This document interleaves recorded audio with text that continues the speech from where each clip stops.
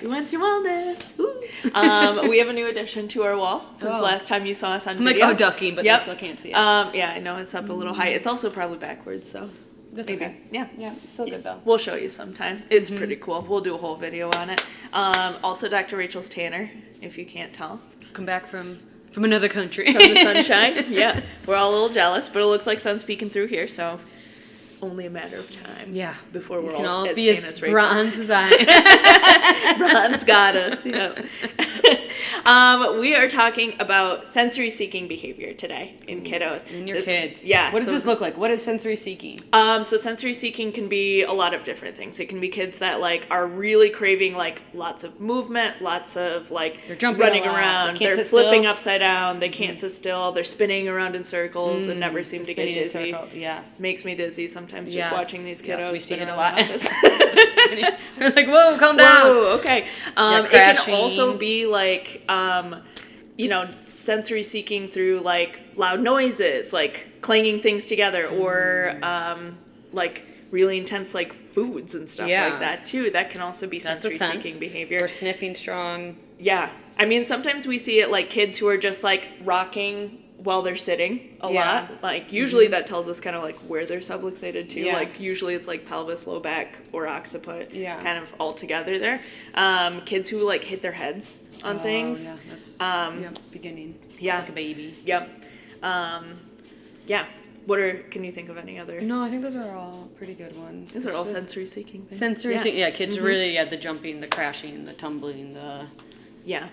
And this spinning. Is like outside, I mean, kids do this, yes, but obviously, also like this is like, we need to do it all the time because this is like... Yeah, and you know if your kid's doing this, like normal kid play, or if this is a little... Or if they're... different behavior. If they're seeking. Yeah, or if they're sensory seeking. Yes. Yeah, you would know as a parent. Yeah, exactly. And like there is like a normal kind of boundary for like sensory seeking because we do need sensory input from our environment. But when we're like kind of in that excessive like sensory seeking behavior, that means like that sensory input is dulled, and so we're not getting good communication in our nervous system. So, which is a sign of that dysautonomia and that subluxation that we always talk about. Yeah, so how does that usually start? So, usually starts from pregnancy or the birth process. It all starts in the same spot. Stems from the same spot. All these different things we see in our kiddos or issues we see, it really all stems from the same. Yeah, typically stress. Those things, or I mean, it could happen, from like a hard fall. Like kids are learning how to walk. It could happen from like an accident they have, and sports injury. A big emotional trauma that happens like early on in childhood. An intense illness. Yes, an intense illness. I mean, because think like about strep and pandas. Let's think about that. Right? Oh yeah, and just like how that lives in the nervous system. And then usually shows up as like, again, sensory seeking behavior or like emotional dysregulation, emotional outbursts and stuff. That's kind of, those things all kind of intermesh together. So, so this is one of the big things that we can scan for in our office, which is pretty awesome. Like what we're looking for with our EMG is, again, how that sensory input is interacting with the nervous system. So those kids who have like those super kind of active EMGs, it's like brain's constantly looking for that input because we're like overwhelmed. We're so disorganized. Yeah, exactly. So we're not getting the sensation. So this can be kids who are really sensitive to certain sensory inputs, or kids who are on the other side of the spectrum that are hyposensitive that want that sensory input too. Yeah. So like by oversensitive, is it like the socks bothering me, the tags bothering me? I don't like these foods. I don't like this texture. Yes. Yeah. Yep. Those are kind of like they're both sensory processing disorders. They're just kind of two sides to the same coin, right? So, so any of that sensory processing that either overwhelm or underwhelm, when like I need to constantly feed myself sensory input, those go really hand in hand. And they both are signs of dysregulation in the nervous system. Which is what we scan for. Like I said, the surface EMG, the thermography shows us what's going on in the nervous system, right? Lets us know if they're in fight or flight. Yep. HRV. Same thing. Yeah. Tells us. Yep. What was I going to say? Oh, I was just going to say I had a kiddo in today that just had done their rescan. So I was talking about their mom, showing him the rescan. It showed like great improvement in the thermography. really stuck in fight or flight. We're out of it now. And she was like, yeah, I believe that. Like, I can see it in my kid. And I was like, thinking about, I was like, yeah, I see it in him too. He is not running around in this office. He is not jumping off of everything anymore. He sits down for an adjustment. He sat there calmly while his mom was getting adjusted today. It was like a different kid. It's so cool. Yeah. And it's so cool when you see it like in them, and then you see it on the scans also. Yes, That's absolutely. really nice. Yep. And you hear it in like the patient reports or from the teachers. Yes.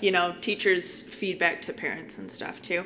I have a kiddo that I've been seeing for a couple of years that when he started, like we had to start him off on twice a week because he was like constantly like needed things in his mouth to chew on, was flipping upside down. And that was one of the first things that mom told me was like, he doesn't need to flip upside down every single night anymore. And that was one of her first signs, one of those soft signs that was like, things are changing. Like his nervous system's changing. He's calming down. Sensory seeking anymore. Yes, yeah. He's like easier to go to bed at night. He's trying more foods. Like there's been a lot of those things. And it's almost like every time they come in, she's like, what did you try this week? What were your new foods?